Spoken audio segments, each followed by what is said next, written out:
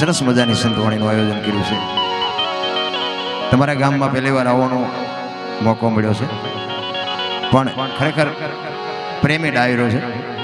ભાઈઓ બહેનો બધા દિલથી ભજનમાં પધાર્યા છે, ભજન સાંભળે છે. પણ ભજન સાંભળે છે, પણ જો ભજન થોડું ઘણું ઉતરી જાય ને તો કામ થઈ જાય. ભજન થોડુંક ઉતારવાની જરૂર છે. નકર પછી સવારે કે મજા આવી મજા આવી મજા આવી, પછી આપણે કંઈક યાદ કરી રહ્યું કે યાદ કઈ ન રહ્યો, હોરું જાય છે ને એ ડખા છે. થોડોક જો જીવનમાં ઉતરી જાય ને, બાકી મરી જવાનું છે, વાત પાકી છે. એક લખી લેજો, માણસનો અવતાર મળ્યો છે ને એ મોટી કમાણી છે. અને અત્યારના સમયમાં જે અત્યારે આપણે આવ્યા છીએ ને, હવે જીવે એવું જ હવે આવ્યું. બાકી અમુક ગુઠિયા બેઠા છે એને પૂછો જ ખબર પડે. ચમ દી કાઢ્યા છે. મને એક ભાઈ કહેતા હતા, મને કે અત્યારે દી કે ગાયા ઘા આવ્યો જાય નહીં. મેં કહ્યું ના, ગાયા ઘા નહીં, તો જેટલા વાગે ઉગતો તેટલા વાગે ઉગે. પણ કે એવું નથી લાગતું કે ગાયા ઘા આવ્યો જાય. પણ મેં ખાવા જ કઈ નહોતું, કઠણ હતું, ચાસ જાય દી. અત્યારે જ્યાં જાવ અહીંયા ખવું જ થાય છે. એટલે ઝટ ગયો એવું લાગે છે. નકર જેટલા વાગે ઉગે એટલા જ વાગે ઉગે છે, એમાં કઈ ફેર નથી પડ્યો. જીવવા જેવું. મારો કહેવાનો અર્થ વાહન મકાન રૂપિયા લોટા હવામાં ઉડે વગર દોડે વાતું થાય. બાપુ આ તમે જોવો તો ખરા, માથે સકડા ફરી. આપણા ગઢા એડિયાની દીવા કરીને મરી ગયા. પણ એની જે માનવતા હતી અને એનામાં જે શાંતિ હતી ને એનામાં જે બાપુ એનો પ્રેમ ને કરુણા હતી ને, એ અત્યારે છે નહીં રામ.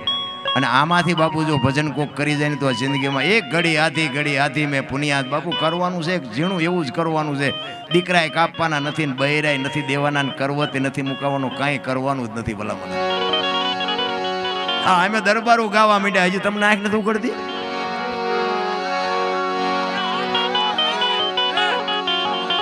અમને નક્કી થઈ ગયું, હજી તમને નક્કી નથી થયું. નકર અમે ધોકા પસાડો અમે ઊંચા આવી ત્યાં આમાં આવી ને. પણ હરી ભજવું હક બોલવું દોનું બાતા વલ, આવા નરને આઠે પોર કોઈ દી ઉતરે નહીં અમલ. બાપુ જેદી આ માર્ગે નહોતા ને તેથી હામાં નહોતા મળતા, અને આ માર્ગે ચડ્યા ને પછી ગાલમાં ઘોંકા મારે. કોને કેવું?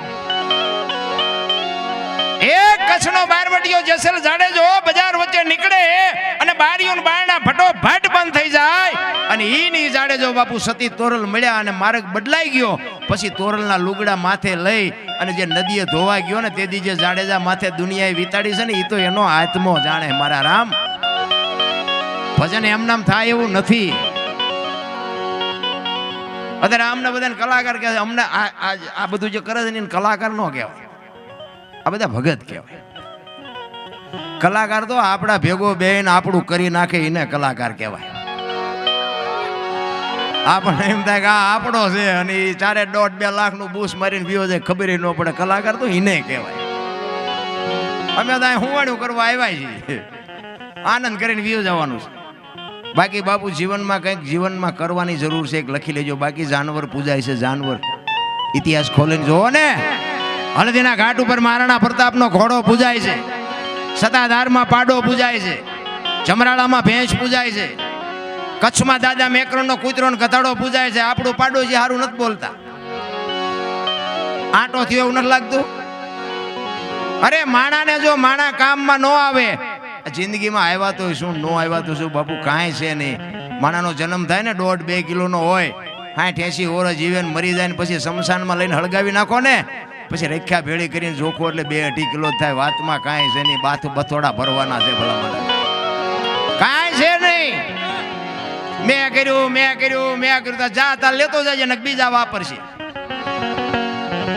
અરે રામ ને કૃષ્ણ, હમણાં બાપુએ કીધું હતું, રામ ને કૃષ્ણ જેવા જો વિયાગ્યાના ગાડું હાલતો હોય તો આપણી કઈ હસ્તી હતી ભલામણા. હે, કંસ કૌરવ અને રાવણ જેવા બાપુ આ દુનિયામાં રોળાઈ ગયા. મોટા હતા મહીપતિ અને ગજબ હતા ગંભીર. સબળ જેના શરીર મહાને દીઠા મેકણ. હારા દિવાળીઓ મૂકી દીધી.